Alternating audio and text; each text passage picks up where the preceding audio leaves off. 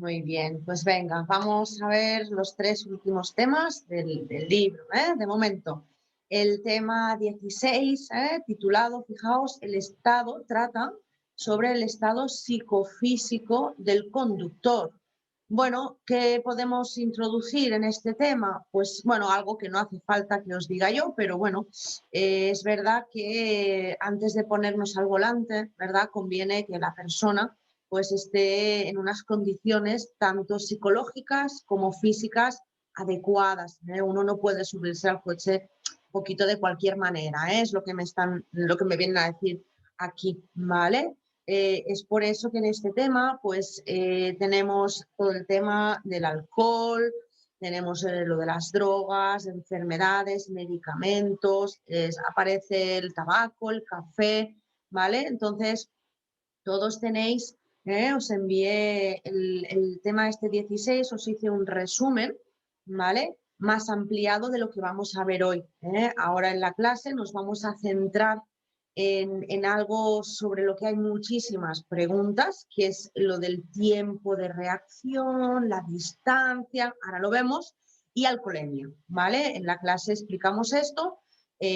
Os leéis el resumen que os envié y cualquier duda, sobre todo, como siempre, ¿vale? Preguntarme. Entonces, vamos a ver.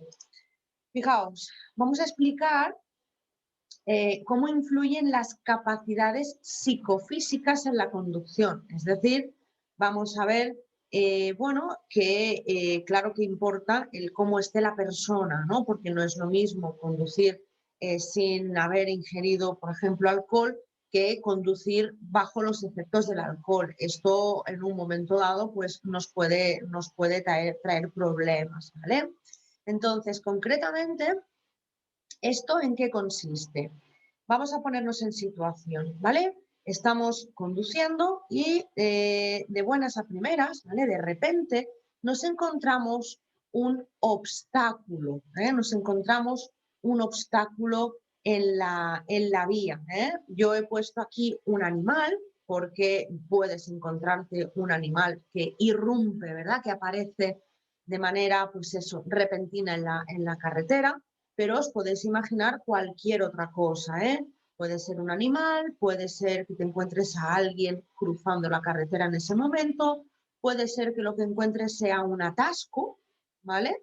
Puede ser que se acabe de producir un accidente, no lo sé, ¿eh? Pero bueno, en definitiva, sea lo que sea, ¿vale? Vamos a llamarle el obstáculo, ¿de acuerdo? Bueno, entonces, fijaos, ya me dicen que desde el instante, ¿vale? Desde el momento en que nosotros, como conductores, ¿verdad? Percibir es ver. Desde el momento en que nosotros vemos, por eso os he puesto ahí el ojo, ¿eh? Desde el momento en que nosotros percibimos el obstáculo, ¿hasta cuándo? Hasta que pisamos el pedal del freno, ¿vale? Esto no es instantáneo, es decir, no somos robots, afortunadamente no somos máquinas, entonces nosotros necesitamos un tiempo para procesar la información que estoy recibiendo, ¿verdad? A través de la vista, y a partir de ahí tengo que tomar una decisión, ¿verdad? De que saber qué solución le vamos a dar a esto. Entonces, desde que percibimos, decíamos, el obstáculo hasta que pisamos el pedal del freno, esto no es instantáneo, ¿sí? Necesitamos un tiempo para procesar, decíamos, para tomar una decisión de, bueno, a ver qué es lo que haré, qué es lo que no, qué es lo que voy a hacer, lo que no. Y a este tiempo que tardamos, se le conoce como el tiempo de reacción, ¿vale? El tiempo que tardamos en reaccionar, ¿vale?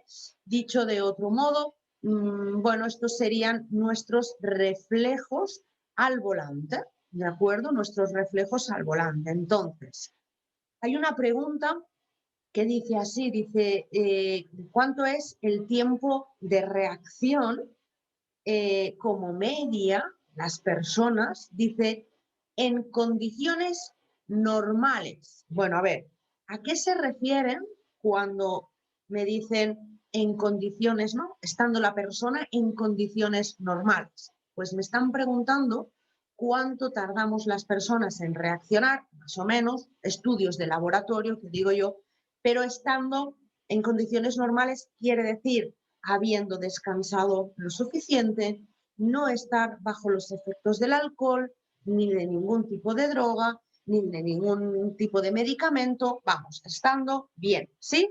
Bueno, pues la respuesta, ¿cuál es?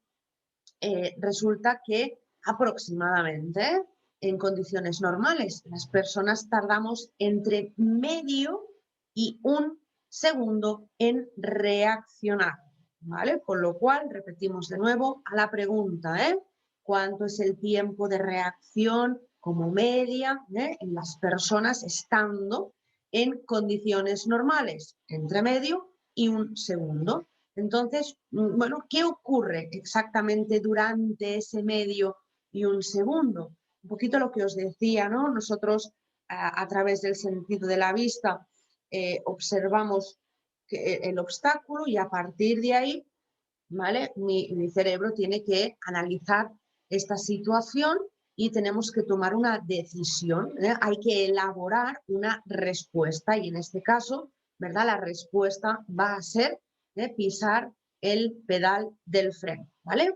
Entonces, más preguntas, más preguntas. Ah, ¿qué ocurrirá? ¿Qué ocurrirá con el tiempo de reacción? Y esta sale muchas veces. ¿Qué ocurrirá con el tiempo de reacción en una persona que está bajo los efectos del alcohol? ¿Vale? Utilizan mucho el tema de la alcoholemia, ¿vale? Bueno, pues, ¿qué respuestas me van a dar? Voy a tener la A, por ejemplo, que dice que el tiempo de reacción aumenta, la B, que me dice que el tiempo de reacción disminuye, y la C, que me dirá que el tiempo de reacción queda igual, ¿eh? Repetimos la pregunta y las tres respuestas. ¿Qué ocurrirá con el tiempo de reacción en una persona que está bajo los efectos del alcohol?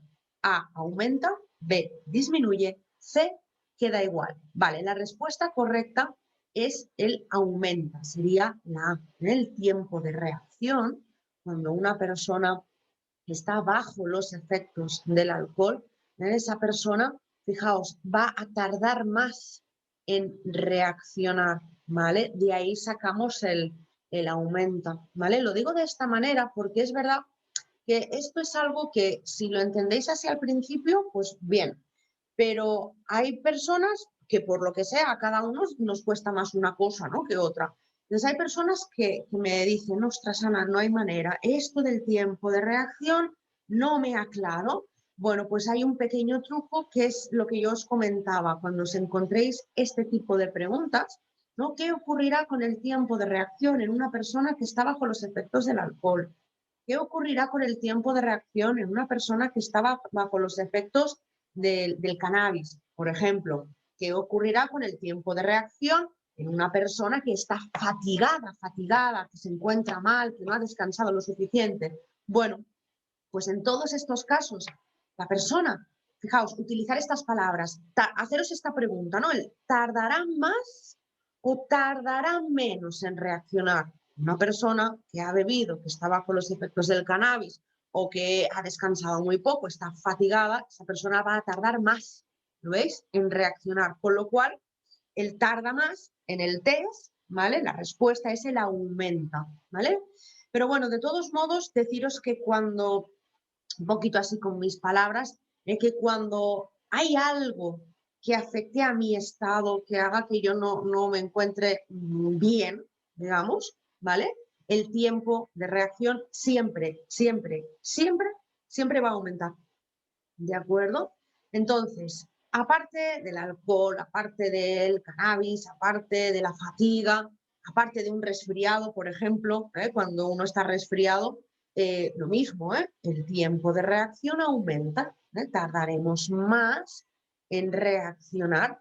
Bueno, pues aparte de alcohol, drogas, medicamentos, cansancio, hay otro factor que hará aumentar el tiempo de reacción. Y este otro factor es la edad, ¿vale? ¿A qué me refiero? Bueno, pues no se tienen los mismos reflejos a los 65, 70 en adelante que a los 18, a los 25, a los 30. Lo mismo no es, ¿vale? Pero ni conduciendo ni en cualquier otro aspecto de la vida, ¿no? Yo siempre pienso, ostras, ¿no? Si os fijáis, en una persona mayor, ¿no? En una persona de avanzada edad, en su día a día, ¿no? En el caminar, en el hablar, ya todo es como más despacio, ¿no? Bueno, pues claro, esto conduciendo evidentemente también, pero esto puede suponer un peligro, ¿vale? O sea, el hecho de que sea por la edad o sea por el alcohol en definitiva, sea por el cansancio, sea por lo que sea, el hecho de que tardemos más en reaccionar, esto no es bueno, ¿vale? Se trata de, o la idea, ¿verdad? Es pisar el pedal del freno cuanto antes, mejor, ¿de acuerdo? ¿Sí? Entonces, ya tenemos aquí una definición, ¿vale? Lo digo porque en total, en esta pantalla, nos van a salir 4 definiciones y os las van a preguntar las 4. Entonces, repetimos una vez más a la pregunta, ¿qué es el tiempo de reacción? ¿Qué diremos? Es el tiempo que transcurre, el tiempo que pasa desde que hemos dicho percibimos el obstáculo, desde que vemos el obstáculo hasta que pisamos el pedal del freno, ¿sí? Luego hemos dicho también que en condiciones normales el tiempo de reacción se encuentra entre medio y 1 segundo, pero que este tiempo de reacción aumentará en el caso de edad avanzada, alcoholemia, cansancio, resfriados, drogas, etcétera, etcétera, ¿sí? Así a modo de resumen. Vale, más cosas. Es importante, para ahora seguir avanzando, es importante tener muy claro que todavía no hemos frenado. Fijaos, o sea, no he frenado, estoy en ello, ¿vale? Ya voy. Bueno, ¿y por qué digo esto? Pues porque durante el tiempo de reacción, ¿vale? Durante el tiempo de reacción, durante el tiempo que nosotros estamos elaborando esa respuesta, estamos analizando la situación. Además, si pudiéramos vernos la cara, son esos momentos en que estás asustado, ¿no? Porque no sabes qué va a pasar realmente. Bueno, pues os decía, es importante, para seguir avanzando, es importantísimo entender que durante el tiempo de reacción el vehículo no está quieto. Insisto, no he frenado todavía. Voy a por el freno. Ahora frenan, ¿sí? ¿Y por qué digo esto? Pues porque durante el tiempo de reacción recorremos, y aquí lo tenéis, recorremos una distancia. Fijaos qué nombre le han puesto. La distancia de reacción. ¿Vale? Entonces, a la pregunta, ¿sí? ¿Qué es? Ahora, ¿qué es la distancia de reacción? ¿Qué diremos? Es el espacio recorrido desde qué, mismo trozo que antes, desde que percibimos el obstáculo hasta que pisamos el pedal del freno, ¿sí? Entonces, a ver, hay una pregunta, otra de tantas, ¿verdad? Hay una pregunta en la que os aparecen las dos cosas, es decir, el tiempo y la distancia de reacción. Os digo cuáles, ¿vale? Dice, ¿qué ocurrirá con el tiempo y con la distancia de reacción en un conductor que está bajo los efectos del alcohol? ¿Sí? Claro, antes yo os dije una pregunta en la que me preguntaban solo por el tiempo de reacción y ahora me preguntan por las dos cosas, de qué va a ocurrir con el tiempo y con la distancia de reacción en una persona que ha bebido.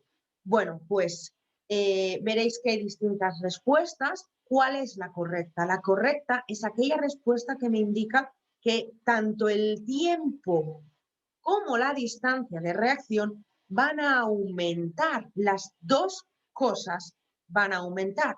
¿Cómo que las dos cosas van a aumentar? Sí, fijaos, si un conductor está bajo los efectos del alcohol, no tardará entre medio y 1 segundo en reaccionar. Va a tardar más, ¿verdad? Pues vamos a poner una persona que está bajo los efectos del alcohol, Vamos a poner que tarda 2 segundos en reaccionar. Bueno, puede tardar 3 y 4 y 5 segundos si quiere, pero mientras tanto el vehículo sigue avanzando, el vehículo sigue moviéndose, ¿se entiende? Con lo cual, si aumenta una cosa, aumenta la otra, ¿vale? Tiempo y distancia en un conductor bajo los efectos del alcohol van a aumentar las dos cosas, ¿de acuerdo? Muy bien, ya tenemos este primer tramo, ¿vale? Aquí este proceso está partido en dos, ¿no? Tiene dos partes. Pues ya tenemos esta primera parte. Vamos a ver qué ocurre a continuación. Fijaos, ahora ya por fin hemos pisado el pedal del freno. Bien, entonces, desde que pisamos freno hasta que el vehículo queda totalmente detenido, es decir, velocidad cero, ¿sí? Repito, desde que pisamos el pedal del freno hasta que el vehículo queda totalmente detenido, aquí se habla solamente de distancia y fijaos qué nombre le han puesto, distancia de frenado, ¿vale? Lo digo porque así podréis recordar, ostras, ¿no? La distancia de frenado, ¿a partir de qué momento empieza a contar? Justo, pues eso, desde el instante en que pisamos el pedal correspondiente, ¿vale? Bueno, entonces, una pregunta. ¿Tiene que ver el cómo esté la persona, tiene que ver el estado psicofísico del conductor en la distancia de frenado? Pues diréis que no. Y ahora lo explico, ¿eh? Repito la pregunta. La pregunta, un poco con mis palabras, lo que me están preguntando es, a ver, ¿tiene que ver si la persona ha bebido, no ha bebido, si está cansada, si no, influye? ¿Tiene que ver el estado psicofísico del conductor en la distancia de frenado? Y me han dicho que la respuesta correcta es que no. Bueno, ¿y esto por qué? Bueno, pensad que todo lo que nosotros podemos hacer como conductores, antes o después, más tarde o más temprano, ya lo hemos hecho. Es decir, el cómo está el conductor va a influir en este primer tramo que hemos explicado.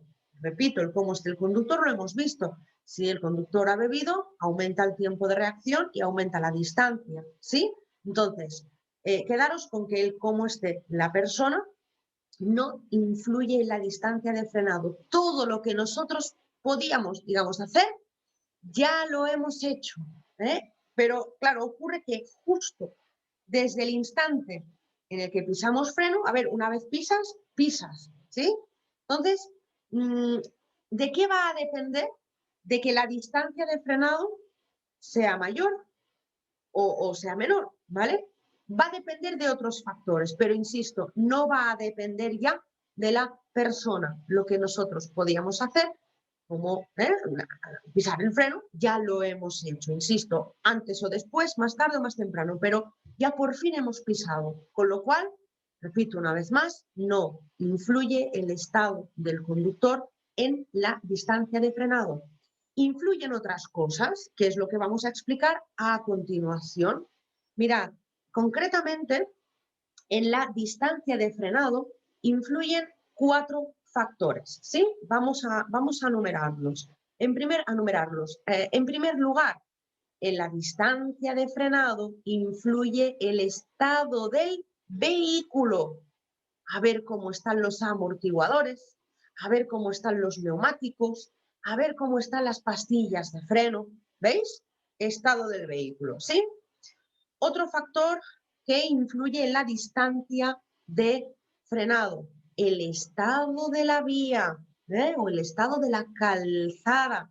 Da igual, vía o calzada. Bueno, pues cuidado porque de aquí hay 2 preguntas sobre el estado de la vía. 2 preguntas que salen siempre, os las digo. Dice, ¿cómo es la distancia de frenado en caso de lluvia? Es decir, si la carretera está mojada, claro, no es lo mismo. pisar el freno en asfalto seco que pisar el freno en asfalto mojado. Bueno, pues a la pregunta de cómo es la distancia de frenado en caso de lluvia, contestaréis que es el doble, se multiplica por 2. Fijaos, necesitamos el doble de metros para frenar en mojado que en seco, ¿vale? Y la otra, os preguntan por, en caso de encontrarnos hielo o nieve. Pregunta concretamente dice, ¿cómo es la distancia de frenado en caso de hielo o nieve? ¿Os imagináis? Porque aquí se entiende que no llevamos cadenas para la nieve ni nada que se le parezca, entonces intentar frenar sobre una placa de hielo o sobre la nieve, pues, ¿qué dice la respuesta? Que en caso de hielo o nieve, la distancia de frenado aumentará hasta 10 veces más. Por decir algo, ¿no? Hasta 10 veces más, porque claro, es una pista de patinaje. ¿Sí? Entonces, para situarnos, para que no perdamos el hilo, estamos explicando qué factores influyen en la distancia de frenado. Yo os he dicho, hay 4 factores que van a influir en esta distancia. 1, el estado del vehículo, neumáticos, amortiguadores, frenos, y estábamos aquí en el estado del vehículo, que es de donde, de la vía, perdón, está primero estado del vehículo y luego estado de la calzada, perdón, que es de donde hemos sacado estas 2 últimas preguntas que os comentaba. En caso de lluvia, la distancia de frenado aumenta el doble. En caso de hielo o nieve, la distancia de frenado aumenta hasta 10 veces más. ¿Sí? Venga, tercer factor que influye en la distancia de frenado, la carga del vehículo. No es lo mismo ir nosotros solos conduciendo, tal cual, que llevar que vayamos 5 personas en el coche, el maletero lleno, lo mismo no es. Entonces, la pregunta que os hacen es la siguiente. ¿Cómo será la distancia de frenado en un vehículo cargado respecto, es decir, comparado con un vehículo que va sin carga? Pues la distancia de frenado en un vehículo cargado es mayor. Tú pisas el freno, pero cuando llevas a muchas personas en el vehículo e incluso el maletero lleno, pues notas como es una lucha entre yo que piso el freno y todos esos kilos que quieren continuar hacia adelante, ¿verdad? Entonces, a mayor peso, mayor será la distancia de frenado. Y nos falta un factor que no podemos olvidarnos de la velocidad. En resumen, estado del vehículo, estado de la vía, carga y velocidad. Es los 4 factores, es lo que pueden hacer que la distancia de frenado sea mayor. Con el tema de la velocidad, bueno, pues pensadlo de este modo, pensad que no es lo mismo circular, por ejemplo, por las calles de aquí del centro del pueblo a 20 km/h y pisar el freno. Es verdad que enseguida el vehículo se detiene. No es lo mismo eso que estar en la autopista a 120 km/h, te encuentras un atasco, ¡buah!, pisa el freno. Claro, vamos a necesitar muchos más metros para esa detención, ¿de acuerdo? Muy bien, pues una vez ya tenemos estos 2 tramos del proceso explicados, todavía nos falta algo aquí. Y lo que hacemos a continuación es sumar, y aquí os pongo, ha aparecido un símbolo más, lo que hacemos es sumar las 2 distancias, de modo que la distancia de reacción, es decir, los primeros metros que hemos recorrido mientras nosotros pensábamos a ver qué íbamos a hacer, ¿sí? Más la distancia de frenado, el espacio recorrido desde que pisamos freno hasta que el vehículo está detenido. Esto nos da como resultado, lo tenéis, a la distancia de detención o parada técnica. En el libro os aparece como distancia de detención o parada técnica. Yo aquí he puesto distancia de detención porque en las preguntas yo siempre lo he visto así. Pero bueno, por lo menos os lo digo por si acaso saliera, pero en principio no lo van a complicar más. Entonces, ¿qué nos pueden preguntar de la distancia de detención? Pues la definición, ¿no? ¿Qué es? Esa es la pregunta que hay. ¿Qué es la distancia de detención? Ostras, pues cuidado, porque ahora es todo el proceso. La distancia de detención abarca todo el proceso. Respuesta: espacio recorrido desde que hemos visto el obstáculo hasta que finalmente hemos conseguido detener el vehículo. ¿De acuerdo? ¿Vale? Vigilar con las definiciones. A ver, yo he podido detectar que si os equivocáis en algo aquí, hay mucha confusión con las distancias, la de frenado con la de detención. Lo digo porque las otras preguntas normalmente las vais haciendo bien, pero sí que es verdad que aquí es donde me puedo liar un poquito más, vigilad, porque claro, así leído suenan igual, ¿no? Distancia de frenado, distancia de detención. Por eso yo, por ejemplo, antes os decía, ¿no? Mirad, ¿qué nombre le han puesto? ¿No? Distancia de frenado. ¿Por qué se llama así? Porque empieza a contar justo desde que piso el freno. ¿Veis? Y cuando os pongan la otra, no. Y cuando salga distancia de detención, no es desde que piso freno, es antes. Es desde que yo vi el peligro, de alguna manera. ¿Vale? Muy bien, continuamos con, bueno, un poquito más de lo mismo, pero ahora os cuento. Dice en resumen, si estamos cansados, si tenemos sueño, cansancio, fatiga, si estamos resfriados, si hemos tomado alcohol o algún tipo de droga, y ahora dice siempre, 2 puntos. Vale, pues ahora nos va a aparecer algo que ya hemos dicho, pero vamos a añadir algo nuevo, ¿vale? Fijaos, aquí lo tenemos. Lo que está en color amarillo, ¿sí? Yo espero que lo tengáis clarísimo, ¿eh? Alcohol, drogas, un simple resfriado, fijaos, no estamos igual, ¿vale? No estamos igual, con lo cual vamos a tardar más en reaccionar, por eso hemos dicho y vemos de nuevo pues que el tiempo de reacción aumenta, ¿sí?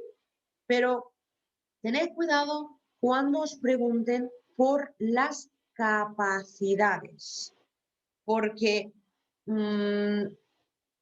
claro, estas preguntas, es verdad que hay menos preguntas sobre las capacidades, pero cuando sale alguna, nos podemos confundir. Por ejemplo, a la pregunta, ¿qué ocurrirá? Fijaos, ¿qué ocurrirá con la capacidad de reacción en un conductor que ha bebido? ¿Qué ocurrirá con la capacidad de atención, otra vez, en un conductor que ha bebido?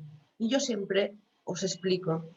Cuando os encontréis una pregunta que empiece diciendo ¿qué ocurrirá con la capacidad de X? Que me da igual lo que venga después. Es decir, en el momento en que veáis la palabra capacidad, ¿qué ocurrirá con la capacidad? Ya está. Vale, pues la respuesta es que nuestras capacidades disminuyen. ¿Y cómo lo podemos entender esto? De hecho, os lo escribí así en el resumen que os pasé de este tema. Y os puse, pues, pensadlo de la siguiente manera. Si yo una noche he descansado muy poco, por la razón que sea, he dormido 3, 4 horas, al día siguiente, venga, arriba, tienes que hacer tus tareas diarias, tu trabajo, tus estudios, tus cosas, ¿no? Tienes que coger el coche, hombre, igual no estás que si hubieras dormido 8 horas. Con lo cual, yo siempre digo, bueno, pues no estoy al 100%, ¿vale? Ese día no estoy al 100%, ese día a lo mejor estoy a un 70% de lo que yo soy normalmente, porque no he descansado bien. ¿Se entiende? Con un resfriado igual. Cuando estamos resfriados, por eso os decía antes, un simple resfriado, ¿eh? Ya no hablo de tomar medicamentos, porque si encima tomas medicamentos es peor. Pero cuando estamos resfriados, ¿no? Como dice aquel, qué malo es estar malo. ¿No habéis oído esto, no? Pues sí, porque si tú estás resfriado, tienes malestar general, el tema de los estornudos, te lloran los ojos, ¿vale? Te está sonando. Entonces, igual no estás. Pues eso, mis capacidades con un resfriado disminuyen, ¿vale? Yo no estoy al 100%, no me encuentro bien, ¿vale? Entonces, bueno, con este cuadro, quedaros con estas frases, estas cositas que hemos ido comentando, porque ya os digo, hay muchas preguntas sobre esto, pero bueno, yo sabéis que siempre me gusta que entendáis todo lo que vamos explicando, que se vaya comprendiendo, ¿vale? Pero sí es verdad que a veces, ¿no? Cuando algún alumno me escribe, o me llama, me ve, me dice, Ana, mira, me examino, no sé, la semana que viene, y estas preguntas yo no me entero. Y bueno, pues un recurso de última hora, un truco, digamos, es, mira, pues como te quedan pocos días para el examen, memorízate este cuadro y no fallas ni una pregunta. Y es verdad, el tiempo de reacción arriba y capacidades abajo. Pero bueno, yo soy siempre, ya lo sabéis, partidaria de que se entienda. Por eso lo vamos razonando todo. Siempre si uno lo entiende es más fácil, ¿no? Responder las preguntas. Pero que como recurso de última hora, pues aquí tenéis este cuadro, ¿vale? Muy bien, pues tal y como os comenté antes de este tema, lo que vamos a ver son las tasas de alcoholemia, ¿de acuerdo? Entonces, antes de empezar a hablar que si 0,15, que si 0 no sé qué, bueno, hay que tener muy claros dos conceptos, ¿sí? Hay que tener muy claros dos conceptos. El concepto de conductor novel y el concepto, ¿no?, que es un conductor profesional. ¿Por qué? Porque los dos van a tener, tanto conductores nobles como conductores profesionales, van a tener la misma tasa de alcoholemia, ¿vale? De momento, a ver qué me dicen del conductor novel. ¿Se entiende conductor novel a efectos de alcoholemia? Porque hago un pequeño paréntesis ahora. Por ejemplo, un conductor novel a efectos de llevar la placa de la L, ¿durante cuánto tiempo la llevamos? La L la llevamos un año, cuidado con esto. Por eso os he puesto aquí que somos conductores nobles a efectos de alcoholemia, no a efectos de llevar la L. Repito, la L se lleva solamente un año, pero somos nobles a efectos de alcoholemia durante los 2 primeros años de carnet, ¿vale? Durante los 2 primeros años de carnet, ¿sí? Somos conductores nobles. Luego os diré más cosas. Vamos a ver ahora quiénes se consideran conductores profesionales. Además, el examen que tuvimos anterior, que ahora no recuerdo, el día 20, ¿sí? Hubo examen, vale, pues le salió una pregunta de aquí, ahora os digo cuál es, concretamente, ¿sí? Entonces, se consideran conductores profesionales, por ejemplo, ¿no?, los conductores de autobús, conductor de taxi, los conductores de vehículos que transporten mercancías peligrosas. Esto les preguntaron. Les dijeron, bueno, a ver, a un alumno, ¿no?, que al salir del examen me lo comentó, dice, ostras, me han preguntado si aquella persona que transporta un vehículo en el que van mercancías peligrosas, por ejemplo, gasolina, gasoil, bombonas de butano, me han preguntado si se considera conductor profesional. La respuesta es que sí, ¿vale?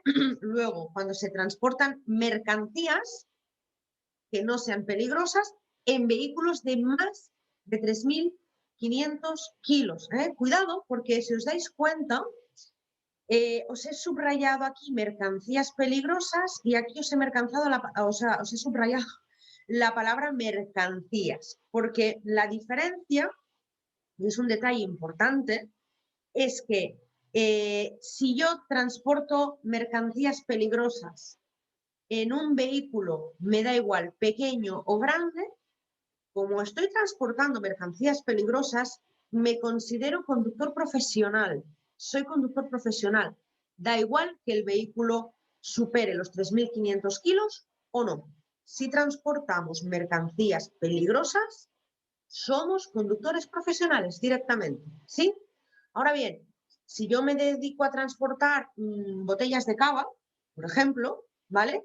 Bueno, pues me considerarán, ¿no?, seré conductor profesional si transporto esas mercancías, esas botellas, en un vehículo de más de 3.500 kilos, ¿vale? Si lo hago en un vehículo más pequeño, entonces no me consideran, no soy un conductor profesional, ¿de acuerdo? Vigilar con este detalle.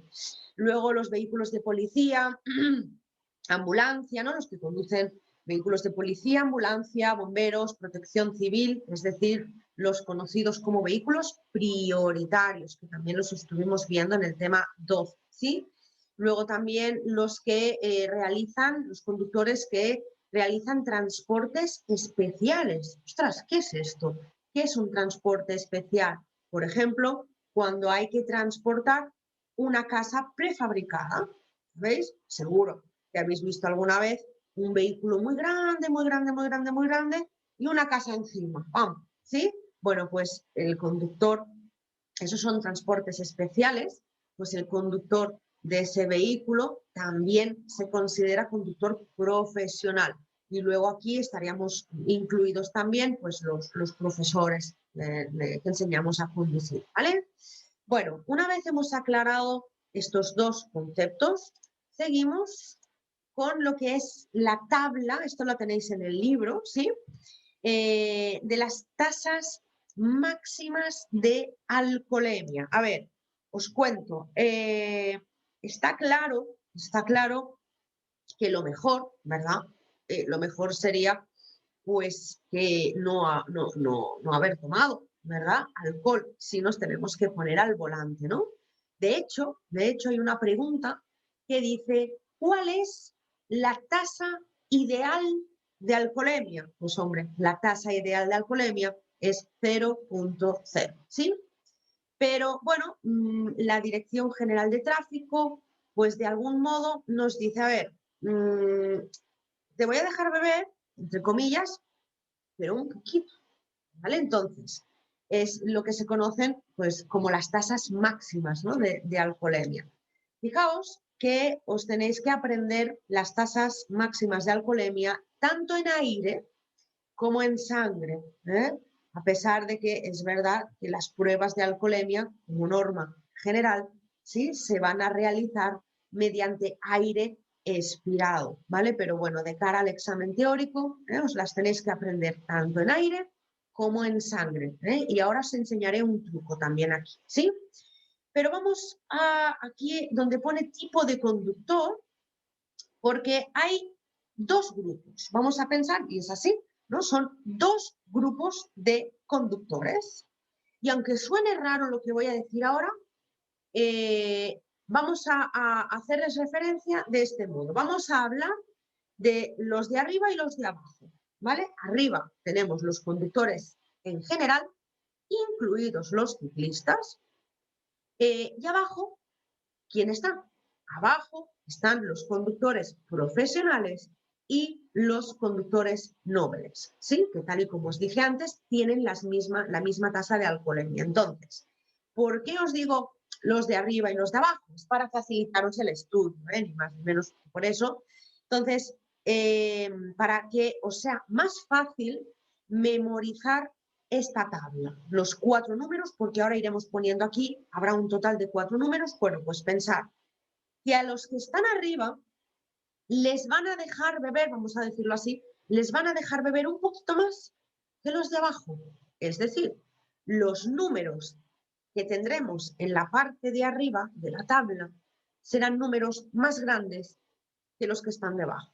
¿Sí? Entonces, ¿qué cifra es la que tenéis que tener, digamos, más presente? Pues tenéis que tener más presente la tasa de alcoholemia más cercana a vosotros. ¿Y cuál es la tasa de alcoholemia más cercana? La que tendréis en el momento, ¿sí?, en el que obtengáis el permiso de conducir, ¿vale? Entonces, en el momento en que ya realizáis el examen práctico y ya sabemos que el resultado es apto, pues ya seréis considerados conductores, pero claro, conductores nobles. Entonces empezaremos ahora descifrando cuál es la tasa máxima de alcoholemia y vamos a empezarla en aire, ¿sí? en aire expirado. No solo, voy recordando todo el rato, no solo para conductores no VLC, sino que también para conductores profesionales la tasa máxima es de 0,15 miligramos, cuidado con esto, miligramos de alcohol por litro de aire expirado. Entonces, profesionales y nobles, 0,15. ¿Sí? El resto de conductores, ¿cuáles son? Los que están arriba. Los conductores en general son todos los demás, incluidos, no olvidemos, a los ciclistas. Si yo cojo una bicicleta, ¿me pueden obligar a realizar la prueba de alcoholemia? Sí. Y si doy positivo, ¿qué me ocurrirá? Si das positivo en un control de alcoholemia con la bicicleta, te pueden multar, no te pueden quitar puntos. Los puntos te los quitan si conduces un vehículo para el que necesites carnet. ¿Me explico? O sea, que si yo voy con la bicicleta y me someten a la prueba de alcoholemia y doy positivo, me pueden multar. Si voy con el coche y me hacen la prueba de alcoholemia y doy positivo, me van a multar y además me van a quitar o 4 o 6 puntos del carnet de conducir. Y si la cosa se pone muy fea, muy fea, muy fea, muy fea, y os lo digo para que, por si lo queréis anotar por ahí, ¿qué quiere decir que si la cosa se pone muy fea, muy fea? Pues si alguien en un control de alcoholemia da más de 0,60, ¿vale? Más de 0,60 miligramos barra litro, ¿sí? Entonces, esto se considera un delito, con lo cual la cosa va a ser peor, la multa será más elevada y aquí ya entraríamos en la posibilidad de que me retiren el carnet de conducir de entre 1 a 4 años, incluso trabajos en beneficio de la comunidad e incluso en personas reincidentes el tema de prisión, ¿vale? El tema de ingresar en prisión, pero eso ya es un caso ya muy extremo, ¿vale?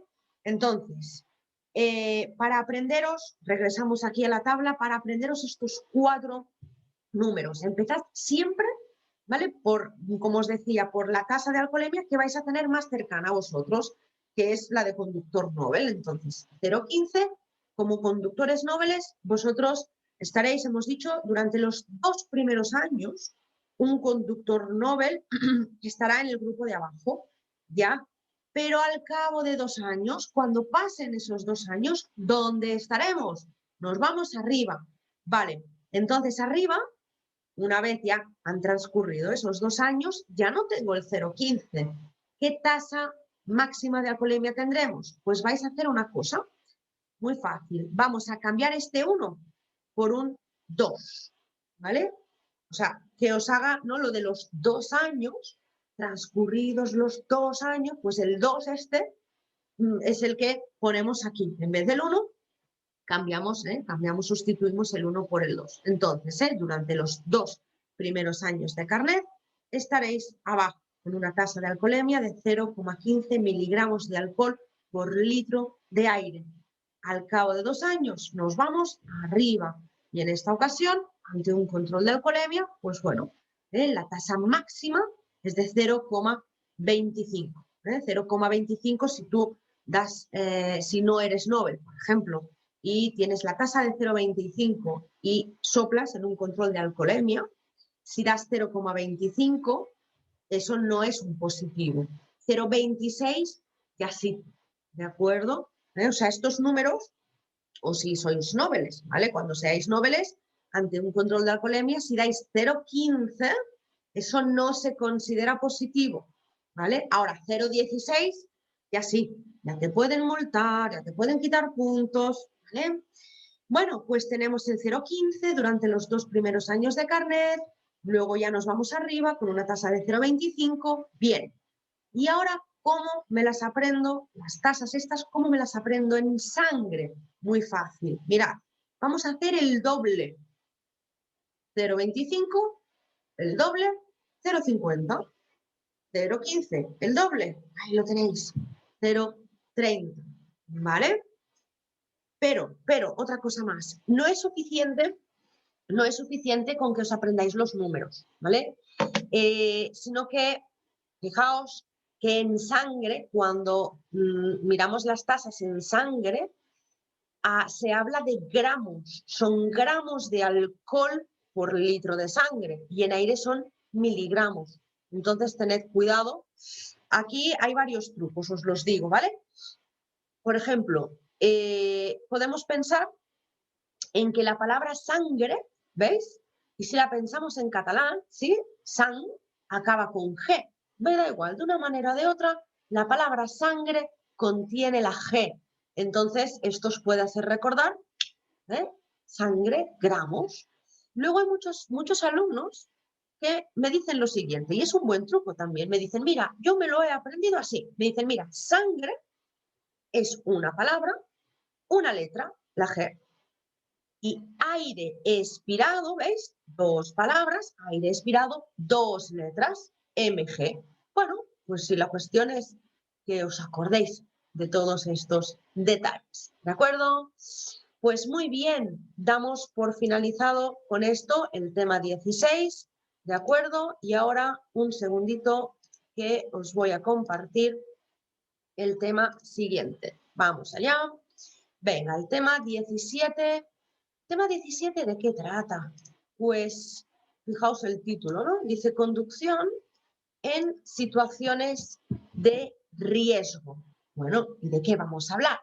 Bueno, vamos a hablar de la conducción con lluvia, del viento, de las curvas, de los derrapes. Tratamos un poquito todo esto, pero bueno, me pareció adecuado hacerlo de la siguiente manera, hacerlo con preguntas, ¿vale?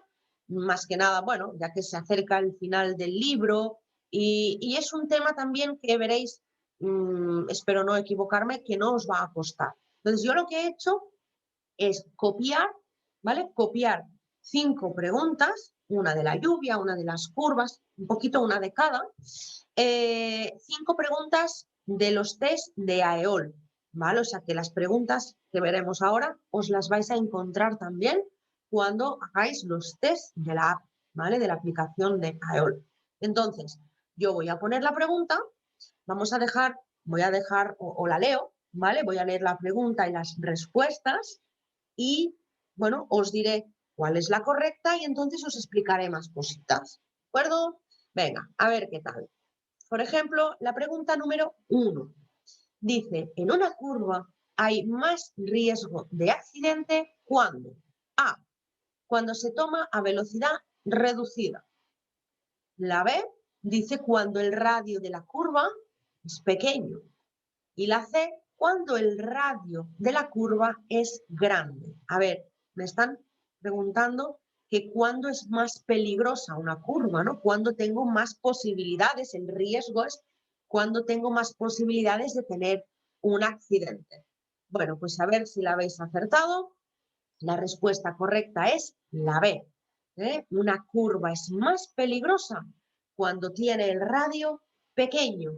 ¿Qué ocurre? Ocurre que nosotros no utilizamos esta expresión, ¿no? Cuando yo tengo que decirle a alguien, oye, mira, ten cuidado, wow, pues aquella curva es muy peligrosa, aquella curva vigila, no decimos el radio es pequeño, decimos que esa curva es muy cerrada, ¿verdad? Bueno, pues es lo mismo.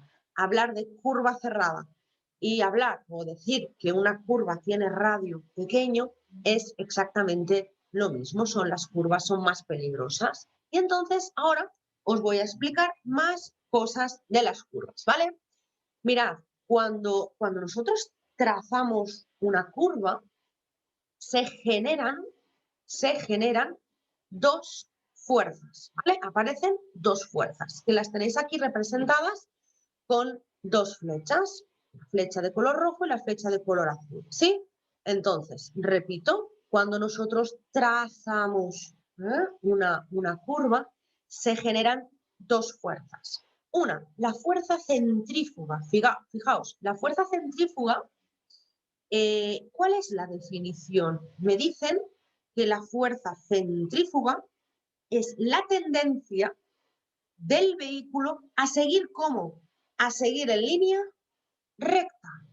¿Pero esto qué es? Bueno, a ver, vamos a pensar unos instantes antes de llegar a la curva. Vamos en línea recta, con las ruedas rectas. Para el vehículo, lo más fácil, que es al llegar aquí, para él, lo más cómodo, lo más fácil sería continuar, ¿verdad? En línea recta. Entonces, por ejemplo, pregunta que os sale. Dice, la fuerza centrífuga es aquella fuerza que nos impulsará hacia puntos suspensivos. ¿Cómo? La fuerza centrífuga, ¿hacia dónde nos impulsa? La fuerza centrífuga nos impulsa hacia el exterior de la curva, ¿vale? Hacia afuera, ¿de acuerdo? Entonces, repetimos, vamos recapitulando un poquito. Decíamos que cuando trazamos una curva se generan dos fuerzas. Un momento, estamos hablando de la fuerza centrífuga y me han dicho que la fuerza centrífuga, dos cosas, es la tendencia que tiene el vehículo a seguir en línea recta, con lo cual, ¿verdad? Es la fuerza que me impulsa hacia el exterior de la curva, hacia afuera, ¿sí? Vale, entonces, la otra fuerza, fijaos el nombre, aquí la tenemos, es la fuerza centrípeta. Vale, la otra fuerza la generamos nosotros. ¿Cómo? Con el volante. Es decir, nosotros cuando llegamos aquí y notamos que el vehículo tiene muchas ganas de seguir en línea recta, ¿qué hacemos? Nosotros le decimos, no, no, no, ven hacia acá, ¿sí? Nosotros tenemos que ser capaces en todo momento de controlar el vehículo, ¿vale? Entonces, cuando trazamos, de nuevo, cuando trazamos una curva se generan dos fuerzas. Una, la centrífuga, que es la que viene a causa de la velocidad y la energía acumulada, la tendencia, decíamos, a que el vehículo siga en línea recta, y tenemos la centrípeta, que es la que genera el conductor con el volante. Cuando le decimos al coche, ¿y dónde vas? Ven aquí, ¿verdad? Bueno, para no tener ningún problema en una curva, para no tener problemas en una curva, tiene que haber un equilibrio entre las dos curvas, hay las dos fuerzas, perdón, para no tener ningún problema en una curva, tiene que haber un equilibrio entre ambas fuerzas. ¿Por qué? En el momento en el que una fuerza sea mayor que la otra, corremos el riesgo de tener un accidente. Os cuento cosas. Mirad, cuando se producen accidentes en las curvas, en el 99,9% de los casos, ¿por qué ha sido? Porque, no, ostras, ¿sabes qué? Allí en aquella curva, madre mía, se ha salido un coche, no se ha salido de la curva, la ha hecho en recta. Claro, cuando la mayoría de accidentes que se producen en las curvas ha sido porque la fuerza centrífuga ha sido mayor que la centrípeta, es decir, el conductor no ha sido capaz de decirle, hey, no, no, no, por ahí, en línea recta no, ven para acá. Y entonces es cuando tenemos el accidente, cuando te sales de la carretera. Entonces, cuidado, porque lo que vamos a explicar ahora es lo que tenemos en este recuadro, son los factores que van a provocar, que pueden provocar que la fuerza centrífuga aumente, ¿sí? El radio, cosa que ya hemos visto en la pregunta de antes, a menor radio, por eso cuidado con las curvas cerradas, porque a menor radio mayor será la fuerza centrífuga, A menor radio más me va a costar a mí decirle, no, no, no, tú por aquí, ¿vale? ¿Cómo lo puedo solucionar todo esto? Disminuyendo la velocidad. Esa es la clave. Antes de entrar en las curvas, disminuir velocidad, ¿sí? Luego, ¿veis? Porque a más velocidad, mayor será la fuerza centrífuga, más me va a costar a mí redirigir el vehículo. Y también influye el peso que llevemos. Es verdad que a más carga, mayor será también la fuerza centrífuga. ¿Vale? Muy bien, venga, nos vamos a la pregunta número 2, esta vez dedicada al viento. Dice, el viento puede influir de manera negativa en la conducción y resulta más peligroso A, cuando sopla por detrás, B, cuando sopla de lado o a ráfagas, o C, cuando el viento sopla de frente.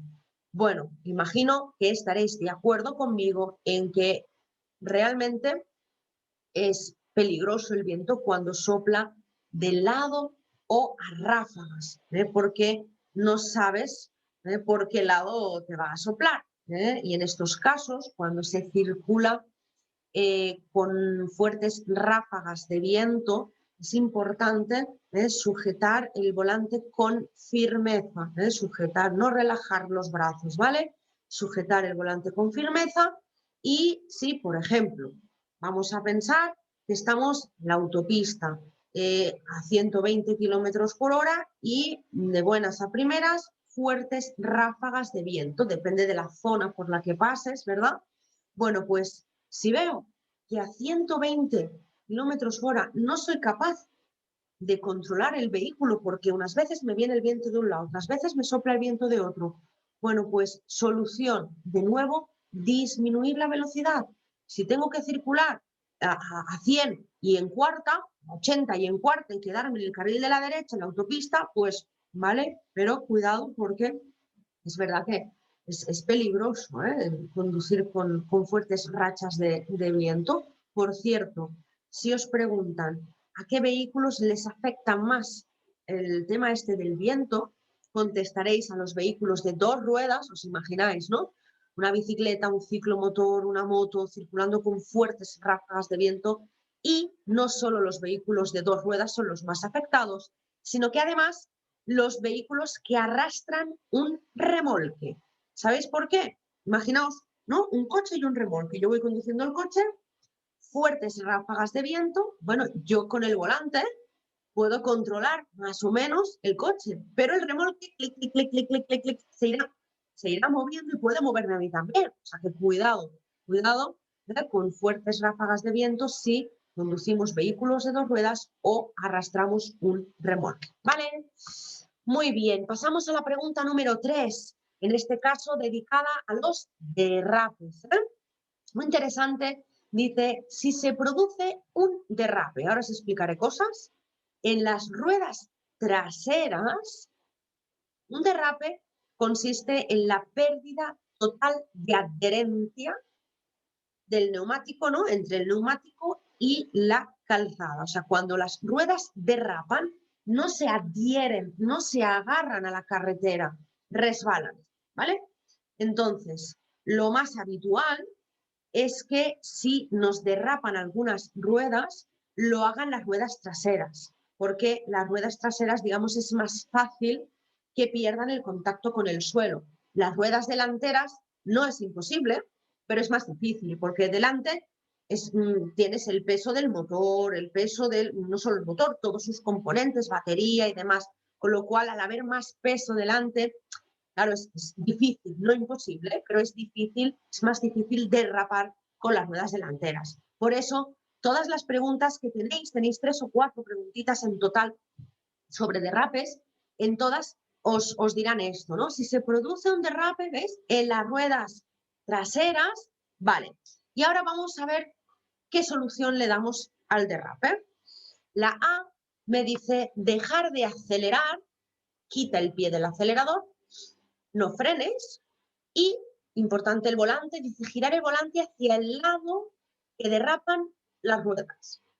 La B dice que frenes inmediatamente. Y la C dice que pises a fondo el pedal del embrague y que gires el volante de derecha a izquierda. Uy, uy, uy.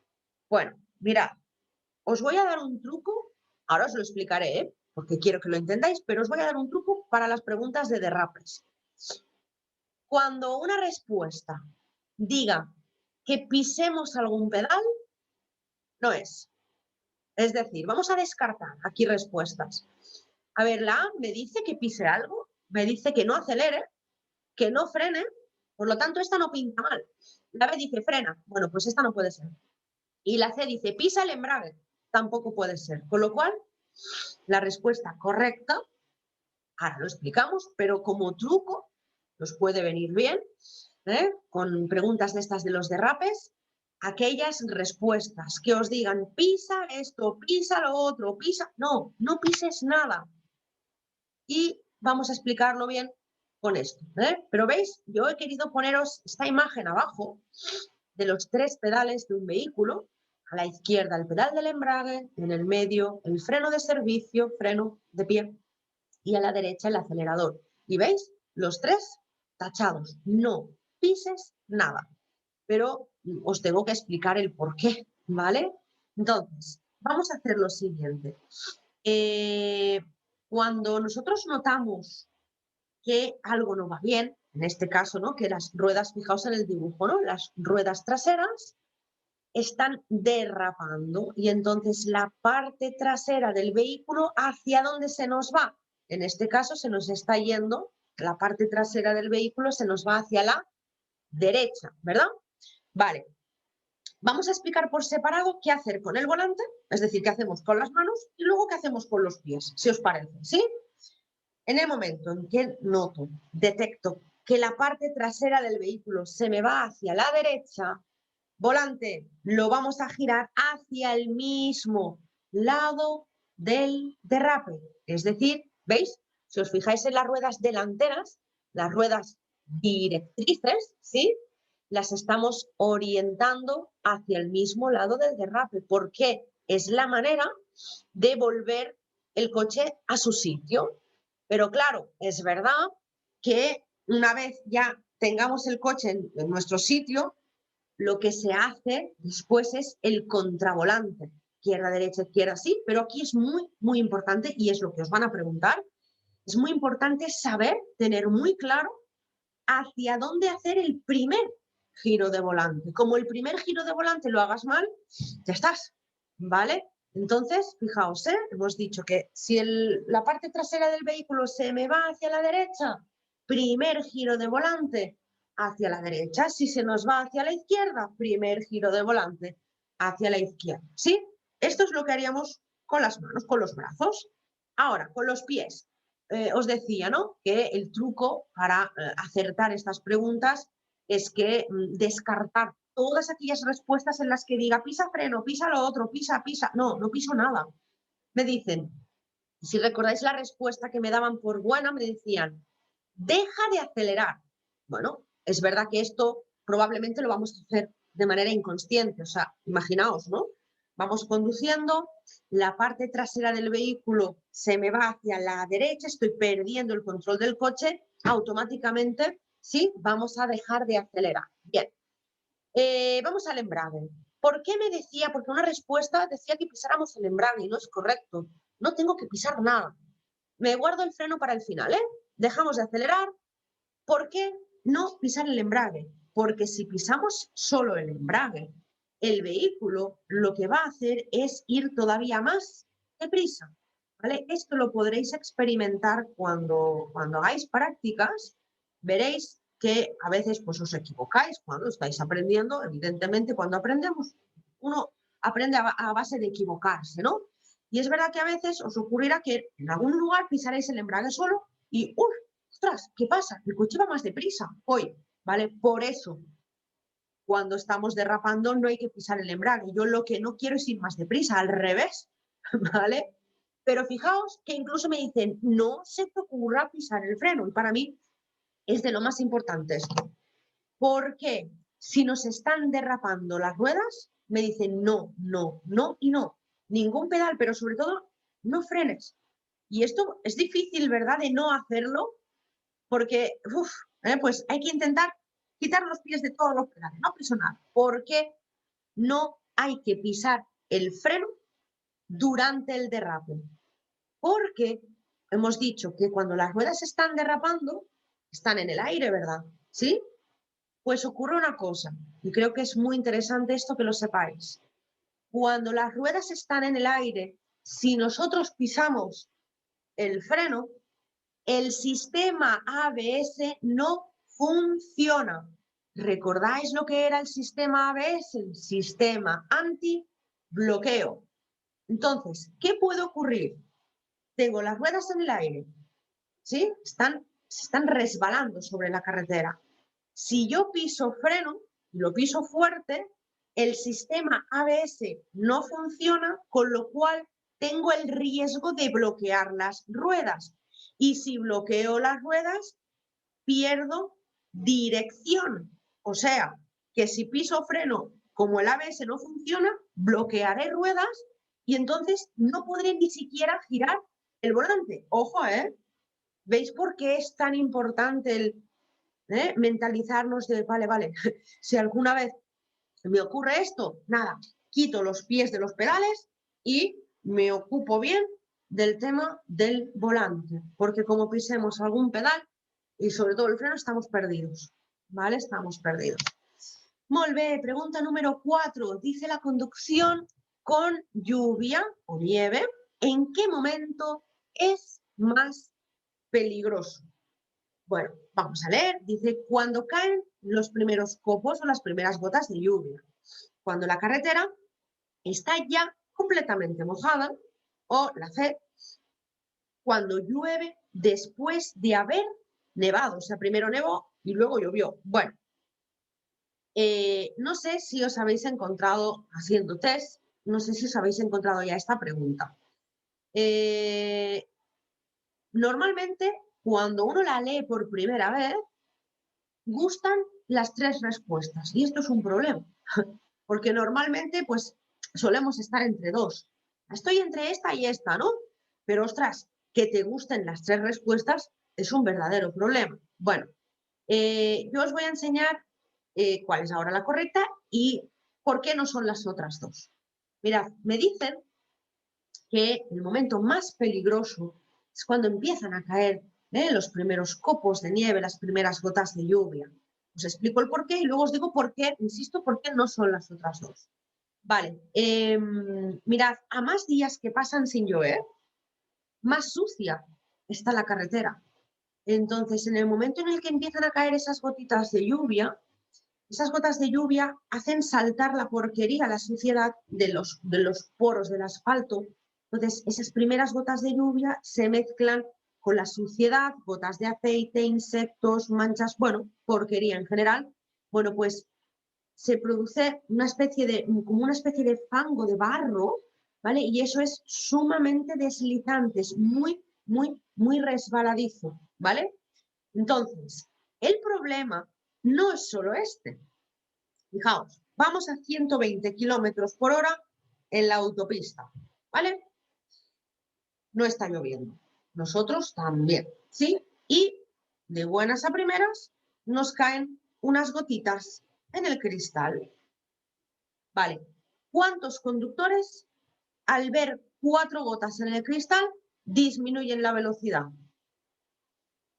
¿Me explico? O sea, aquí el problema y el por qué dan por buena respuesta correcta la A es no solo el que al principio la carretera resbala mucho cuando caen las primeras gotas, es debido a que los conductores ante estas 4 gotas de lluvia no modifican su comportamiento. O sea, yo no he visto nunca a nadie que diga, vale, como son las primeras gotas de lluvia y esto resbala un montón, en vez de 120 me pongo a 80.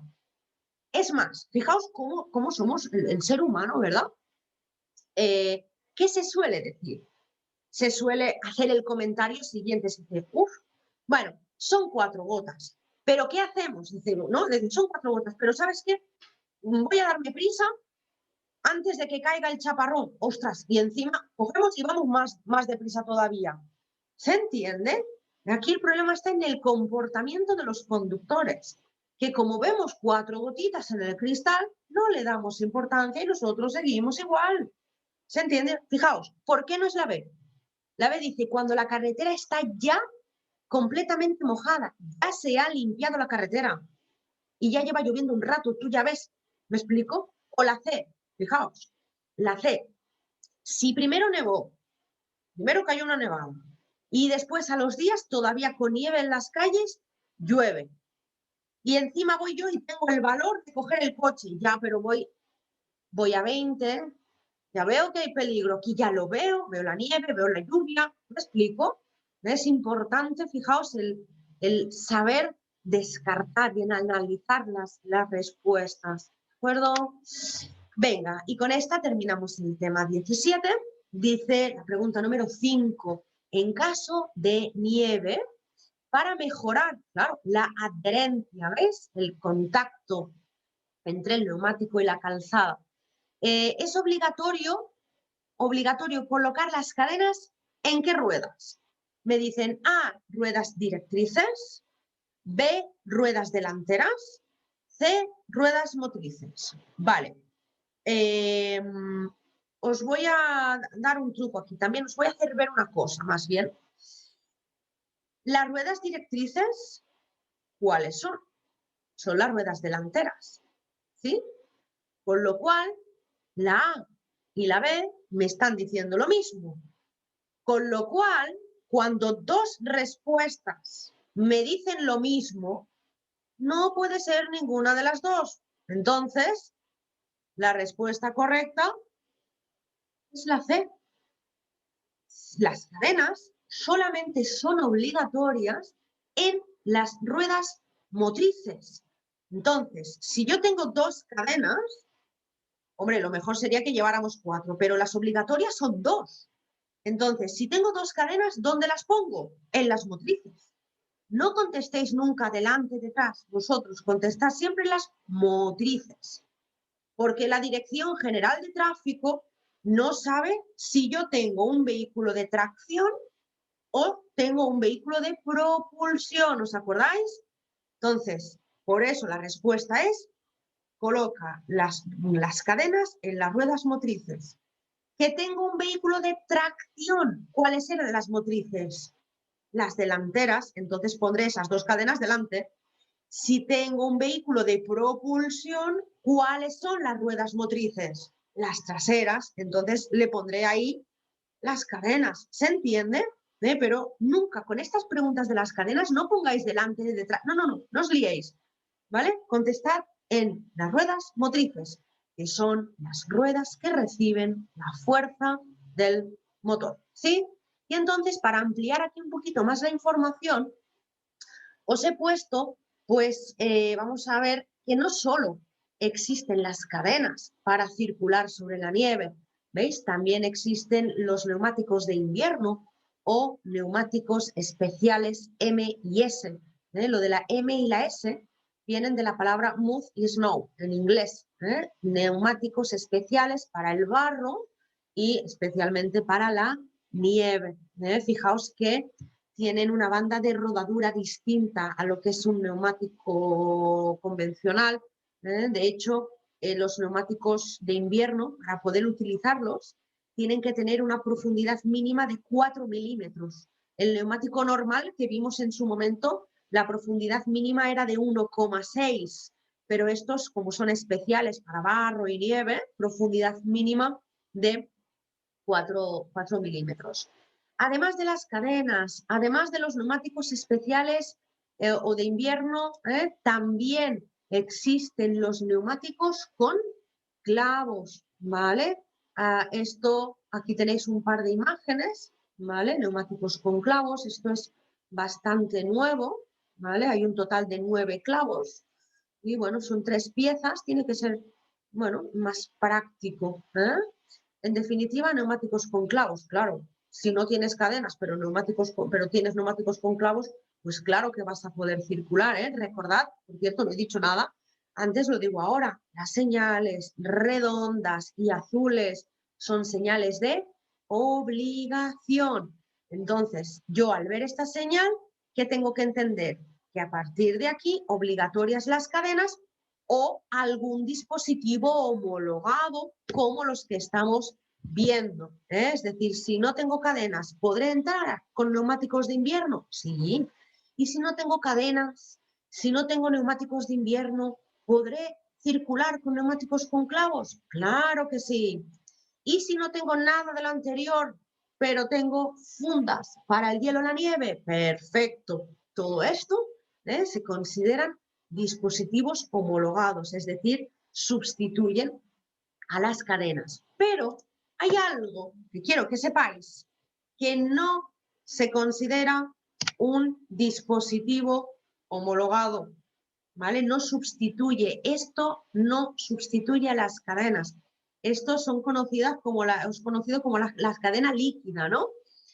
Os saldrá en los test como el spray anti-hielo. A ver, los sprays antihielo, como veis, quiero decir, existen, los podéis encontrar en una ferretería, en un supermercado, en una gasolinera, ¿vale? Pero en un momento dado, es decir, si en un momento dado en la carretera a mí me ponen la señal de, hey, a partir de tal pueblo, a partir de aquí, a partir de tal kilómetro, cadenas obligatorias o algo que se le parezca. Podremos continuar nuestro viaje con cadenas, con neumáticos especiales, con neumáticos con clavos, con fundas para el hielo o la nieve, pero no podremos continuar nuestro viaje con un spray antihielo. Los sprays antihielo los puedo utilizar, pues bueno, si te encuentras alguna vez alguna placa de hielo en una subida, no puedes marchar, pero nunca estará permitido circular en una carretera con esta señal, con un spray antihielo. No te van a permitir la entrada, ¿vale? La policía te estará controlando con un spray antihielo, no continúas tu viaje. ¿De acuerdo? Muy bien, entonces con esto damos por finalizado el tema 17 y voy a compartir el último tema del libro, el tema 18, ¿de acuerdo? El tema dedicado a los accidentes de circulación, ¿verdad? La parte más triste de todo esto. Bueno, a ver un segundito que estoy colocando aquí los controles. Muy bien. Bueno, pues decíamos, la parte más negativa de todo esto, ¿no? Del hecho de la libertad y de poder conducir, la otra cara de la moneda, pues son los accidentes de tráfico. Entonces, en este tema, yo lo que os voy a comentar son datos que quizá no estamos tan acostumbrados a oír. Me explico. La parte de lo que son primeros auxilios, hemorragias, quemaduras y demás, todo esto la verdad es que no veo que tengáis problemas o grandes problemas en ese sentido. Entonces, yo me he decantado, ¿vale? Por explicar, pues eso, aquella parte, pues, de información que, bueno, que sí, que sabemos que existe, pero que no tenemos tan a nuestro alcance.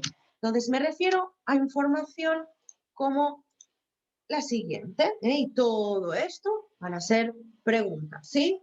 Primer punto, me dicen que los accidentes de tráfico y circulación constituyen en España la principal causa de muerte juvenil. Es más, fijaos, además os van a hacer especificar la edad, en qué franja de edad se producen la mayoría de fallecidos en accidentes de tráfico, entre los 15 y los 29 años. Además, de aquí vamos a sacar otra pregunta, ¿vale? La pregunta dice así, dice, ¿cómo es que a partir de los 15 años es cuando la cifra de fallecidos, ¿no?, en accidentes se dispara? ¿Por qué es a partir de los 15? Respuesta, porque es a los 15 años cuando se puede obtener el permiso de la clase AM, ¿lo recordáis? El permiso de la clase AM autoriza a conducir ciclomotores. Entonces, es el primer permiso que por edad puede obtener una persona y de ahí, pues, claro, a los 15 es el AM, a los 16 años ya se puede obtener el permiso de la clase A1, que es el permiso de moto, el de 125, y de ahí en adelante, pues todos los que vimos, ¿verdad? Bueno, más cositas que os van a preguntar. La siguiente frase también, la OMS, que este año, menudo añito llevamos oyendo hablar de la Organización, ¿verdad?, Mundial de la Salud. Dice así, la OMS considera que los accidentes de tráfico son, y aquí os pondrán puntos suspensivos. Vosotros tendréis que ir a poner esta respuesta, ¿no? Es un problema, claro, prioritario de salud pública mundial.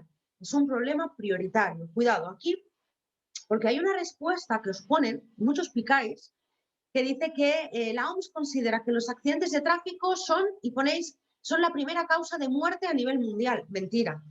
No, la primera causa de muerte a nivel mundial son las enfermedades cardiovasculares, infartos, ictus y demás. ¿sí?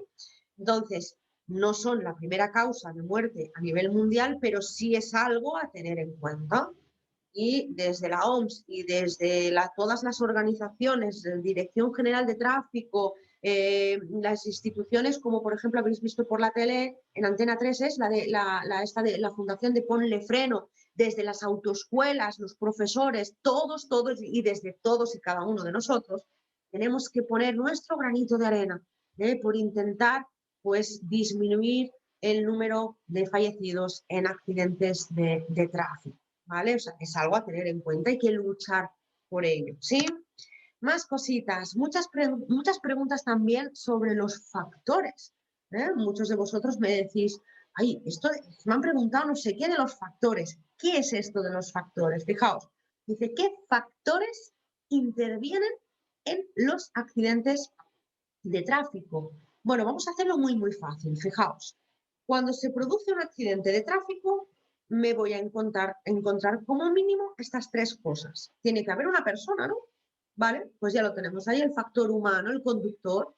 Esa persona iba conduciendo un vehículo, ¿sí? Ya lo tenemos ahí, el segundo factor vehículo. Y esa persona conduciendo un vehículo circulaba por algún sitio, la carretera, factor vía, y el entorno, ¿vale? Lo digo porque cuando os pregunten qué factores intervienen en los accidentes de tráfico, y os saldrá, por ejemplo, solo el factor humano, solo el factor... No, os tienen que aparecer los tres, la persona, el vehículo y la vía, ¿sí? Luego, además, os van a preguntar que cuál de los tres factores tiene mayor incidencia en la producción de accidentes. ¿Qué quiere decir esta pregunta? Preguntan que por culpa de qué o de quién, ¿verdad? Se producen la mayoría de accidentes de tráfico. Pues fijaos, culpa, factor humano. Es muy fuerte, entre el 70 y el 90% de los accidentes es por culpa nuestra, con lo cual algo podremos hacer, ¿verdad? Algo seguro que podemos hacer. De hecho, hay otra pregunta que os dice, ¿son evitables la mayoría de accidentes de tráfico? Y tenéis que decir que sí, que la mayoría se pueden evitar. Todos no, es verdad que todos no, pero la mayoría de accidentes de tráfico se pueden evitar. ¿Hay que evitar el qué? Hay que evitar lo que se conocen, y también tenéis preguntas, hay que evitar los factores de riesgo. Por ejemplo, el alcohol. El alcohol es un factor de riesgo. Y si sé que tengo que conducir, pues intentar no beber, ¿eh? Y si he bebido, pues luego, si hace falta, espero para coger el coche, ¿sí? La velocidad. La velocidad es un factor de riesgo también. Todos sabemos que ir a 150 a la autopista no está bien, con lo cual si lo sabemos, hoy, ¿vale? No vayas a 150, ¿me explico? Entonces, por eso os decía que la mayoría, no todos, pero la inmensa mayoría de accidentes de tráfico son evitables, los podemos evitar, está en nuestras manos el no ir a 150 kilómetros/hora en la autopista, el no conducir bajo los efectos del alcohol, está en nuestras manos el olvidarnos del teléfono mientras estamos al volante, ¿vale? Entonces, más cosas. Más cositas. Un segundín. A ver. Luego, también tenéis unas cuantas preguntas sobre las consecuencias, las consecuencias tanto personales, ¿no?, como económicas tras la producción de los accidentes de tráfico. Es decir, para que se entienda, para decirlo claro, los accidentes de tráfico tienen unos costes humanos, que es lo peor, ¿verdad? Los costes humanos, ¿a qué se refieren? Bueno, pues al sufrimiento, ¿no? La preocupación de saber que alguien cercano a ti ha tenido un accidente de tráfico. Esos son costes humanos. Pero por otro lado, lo que os están diciendo también con esta frase es que los accidentes de tráfico nos cuestan dinero y que eso al final, de manera directa o indirecta, lo pagamos todos. Para hacerlo muy, muy fácil, mover ambulancias cuesta dinero, ¿verdad? Pues a eso nos referimos. Entonces, esta frase es una pregunta que os sale. O sea, os van a partir la frase por la mitad aquí en la coma. Dice, los accidentes de circulación implican una serie de costes, ¿veis? Humanos y económicos que, y aquí os pondrán 3 puntos suspensivos, y esta será la respuesta, que de forma directa o indirecta, esto lo pagamos todos. Vale, aparte de esta frase, tipos de costes, vamos a especificar un poquito más. Mirad, existen los costes materiales, costes hospitalarios, administrativos y los costes humanos, que son los que yo primero os comenté, que me parecen, supuesto, los más importantes, pero que aquí han decidido ponerlos en último lugar. Bueno, entonces, os van a hacer preguntas del estilo siguiente. ¿Los daños producidos en un vehículo tras un accidente son un tipo de coste A, material, B, hospitalario, C, administrativo? ¿Sí? Repito, ¿no? Cuando se produce un accidente hay una pregunta que dice así, se ha producido un accidente, entonces, los daños producidos en los vehículos, ¿eso qué tipo de coste es? Y os darán 3 opciones, A, coste material, B, coste hospitalario, C, coste administrativo, ¿vale? Pues es lo que tenéis que hacer, clasificar. Tal como veis aquí, los daños producidos en los vehículos son un tipo de coste material, al igual que el mobiliario urbano. Fijaos, cuando hay un accidente de tráfico, no sé, puedo tirar una señal dando marcha atrás aquí en el pueblo, ¿vale? Pues esa señal es mobiliario urbano, ¿vale? Luego la contaminación, si de ese accidente llegara a producirse un incendio, cuando un vehículo está en llamas, se queman neumáticos, se queman asientos, plásticos, y eso requiere de una limpieza especial en la carretera, ¿vale? Entonces, todo eso se va a contabilizar como costes de tipo material, ¿eh? Pensad que esto que estamos viendo, esto lo hacen desde la Dirección General de Tráfico, hacen los números para hacer estadísticas, ¿eh? Y contabilizan, de alguna manera, contabilizan lo que nos cuestan los accidentes de tráfico al cabo del año, ¿vale? Bueno, luego costes hospitalarios, quizá los más sencillitos, pues cuando, lo que os decía, mover una ambulancia, la ambulancia llega al lugar donde se ha producido el accidente, presta los primeros auxilios, ¿no? Luego sí, esa persona tiene que ser trasladada al hospital, luego esa persona a lo mejor tiene que ser ingresada, le tienen que operar, tiene, bueno, pruebas, etcétera. Todo eso son costes hospitalarios o sanitarios, ¿vale? Costes administrativos, esto suena a papeleo, pero aparte del papeleo, compañías de seguros, si la cosa se pone muy fea, incluso juicio, aquí también se encuentra el movilizar a policías, vehículos de policía y vehículos de bomberos, cuando las personas quedan atrapadas en el interior de los vehículos y tienen que asistir los bomberos, pues bueno, cuidado, porque ambulancia es coste hospitalario, pero policía y bomberos se contabiliza como coste administrativo, ¿vale? Y luego los más importantes, los costes sobre los daños humanos, pues es lo que os decía un poquito, ¿no? El sufrimiento, el dolor, el saber que alguien cercano a ti, pues ha sufrido un accidente de tráfico, ¿vale? Bueno, y terminamos el tema 18 con el comportamiento en caso de emergencia. 2 cosas importantísimas que os preguntan muchas veces. Bueno, pues en primer lugar, la omisión de socorro es un delito. Es decir, si yo presencio un accidente de tráfico y puedo ayudar y no lo hago y me voy, como alguien lo vea eso y me encuentren, ¿vale? El juez, ¿vale? Porque la carta que me va a llegar no me va a llegar una carta de tráfico, no, no, no, no. Me va a llegar una citación judicial, ¿vale? Entonces, cuidado con esto.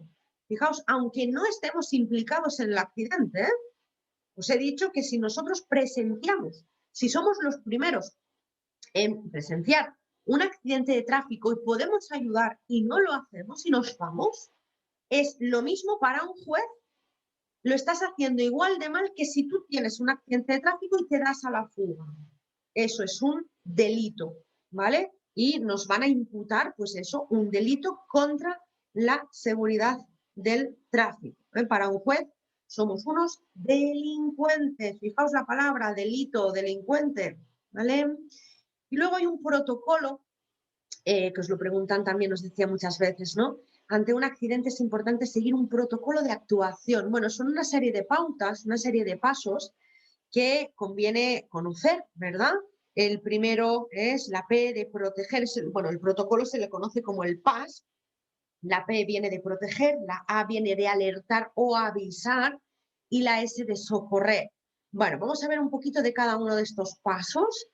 Cuando yo llego a un lugar en el que se ha producido un accidente y voy a echar una mano, ¿verdad? Voy a ayudar, tengo que proteger. ¿Primero a quién? Primero a mí. Autoprotección. Esta palabra os sale mucho en las preguntas. O sea, a mí lo que me dicen es, a ver, ya se ha producido un accidente, ya hay un accidente, no provoquemos otro. Autoprotégete tú. Autoprotección. ¿Cómo? La manera de autoprotegerme es poniéndome el chaleco reflectante. De este modo seremos vistos a una distancia mínima de 150 metros, ¿sí? Pero además voy a proteger también, una vez me he autoprotegido yo, voy a autoproteger a los heridos. ¿Cómo? Colocando los triángulos. En el lugar donde se ha producido el accidente, pondremos un triángulo por un lado, otro triángulo por el otro lado, para que de ese modo los vehículos que se aproximan a ese lugar vean que algo ha ocurrido. ¿Veis? Autoprotección, nos protegemos nosotros, que vamos a ayudar, pero protegemos también a los heridos. El siguiente paso, ahí lo tenéis, llamada al teléfono de emergencias, llamada al 112. Mirad, es verdad que existe el teléfono con el que tú te pones en contacto directo, por ejemplo, con la ambulancia, ¿sí? Pero ¿por qué nos dicen que llamemos al 112?